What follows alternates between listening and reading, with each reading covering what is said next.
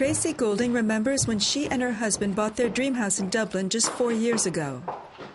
I don't know what it was. I just fell in love with it because the show houses, the area that it was in, it was lovely. It was done up lovely, and there was, the playground down the road for the kids, and it was going to be a great place to live. We were going to have the shopping centres and libraries and bars and restaurants and everything. And obviously that didn't materialise. I still absolutely love my house. Still love it to bits, but it's, I don't know. I think I might have to give it up, unfortunately. Giving up their dream house, a reality the Gouldings and other Irish homeowners are increasingly facing. The reason? The house they bought during Ireland's Celtic Tiger boom years is now worth only half of what they paid. In 2006, they paid €460,000. Today, they say they'd be lucky to get $290,000. They are in negative equity. You couldn't see it coming. I mean, even when we were buying this house, it was the banks are willing to give us more money than we asked for. There was clips on the radio from government officials saying, yeah, it's still the right time to buy, get in there and buy your house, and when there was a bit of doubt going around about how long it could last and all that, the government were quick to say, no, invest in property, it's the way forward, there's no problem with the market, there's no problem with our banks and all that, So we felt confident. We felt confident, plus I was working, I earned a good wage, Tracy was working, Tracy's wages was paying the mortgage and the bills basically, and then we had my wages to live off. But then as times moved on, it just got too tight. I lost my job, and once I lost the job, then the pinch really started happening. Yeah. Michael and Tracy bought their house in a brand new estate called Belmain Park in northern Dublin. But when the Celtic boom went bust, both developers and banks ran out of money. A third of the houses are empty. Michael, an electrician, lost his job 2 years ago when the crisis hit. Today, his benefits are down to €54 a week. Their mortgage is $1,600. His wife, an accountant, had to take a cut in salary. They have 2 children. For Michael, like the half-finished estate where he lives, the situation is surreal. We're happy enough with where we live, where the whole negative equity thing and all that is hanging over our heads. If we ever did decide to move, possibly we couldn't sell the house because of the way the estate is left, that it's not finished to the same standard. But having said that, what is finished is lovely. The estate, and especially in the summertime now, you have the playground and all that. It's lovely for the kids. The kids love living here, so it's not too bad. But I suppose if you ever wanted to sell, it'd be very hard to sell the property with the estate the way it is, Belmain, like other housing developments throughout Ireland, are so-called ghost estates. Today, it's estimated 300,000 houses or apartments stand empty, an eerie legacy of when the government, banks and developers worked hand in hand to change the landscape of this small country of 4.5 million. A change which many say went unchecked, and one for which the Irish must now pay the price. Ken O'Connor, a bricklayer, worked at this ghost estate in Dublin from 2007 to 2008. Those cranes have been there for the last 2 years. They haven't moved. And there's no sign of anything happening. O'Connor says the EU-IMF bailout of €85 billion to save Ireland's banks is beyond criminal, especially for people like him who've been unemployed for over 2 years. It's unworkable.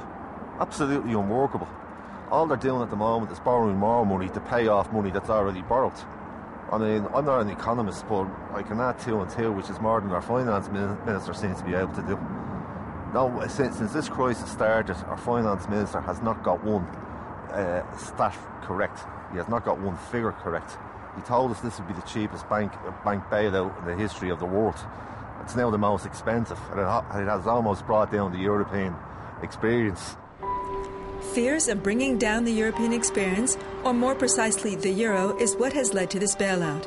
A bailout with a 6% interest rate, coupled with a new national budget which calls for cutting public spending and raising taxes.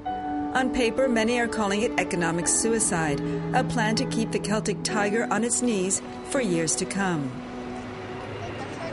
But with both the banks and the government broke, economist Brian Lucy says there was little alternative, even if he doubts the bailout can work. The problem we have is one of the banks plus one of the government. We have a government fiscal problem. We're spending approximately 50 billion euro and taking in about 31 billion euro in tax. That's unsustainable.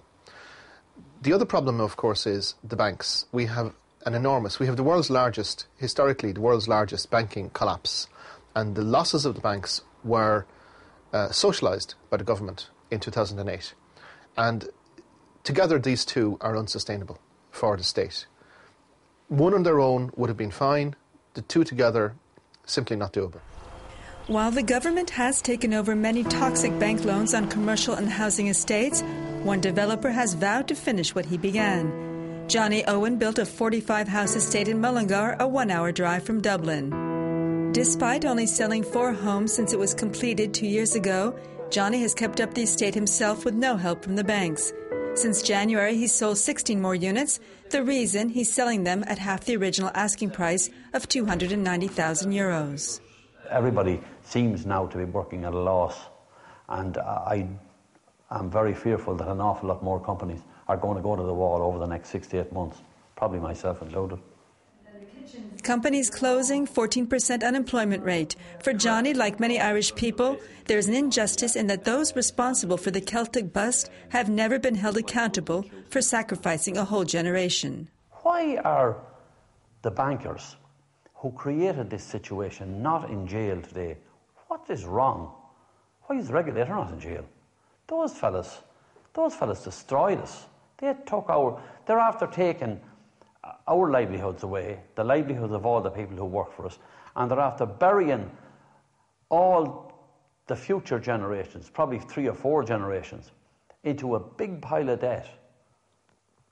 They're going to have to work very hard for a very long time for very little money.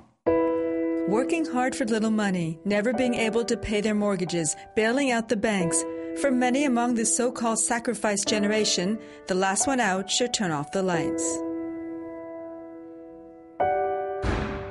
We have a seminar to go to now in the next couple of weeks for emigrating to Australia, because there's still apparently work out there for electricians, which I am by trade, it would kill me to leave, kill Tracy, especially Tracy doesn't want to go. I'd go just purely so I can start earning money again to provide for my family. It's terrible. It really hits your self-esteem, it hits your self-confidence, not being able to provide, and not having any opportunity at all to provide for your family, And if it comes to it, I would move, I would emigrate. I'd have very little hesitation and post the keys back to the bank, tell them to sell the house. It's estimated that by the end of December, 1 out of 7 Irish homeowners won't be able to pay their mortgage. It's also estimated that over 100,000 will emigrate during the next year. For many, this means Ireland's economic landscape, like the Eurozone it belongs to, faces an uncertain future.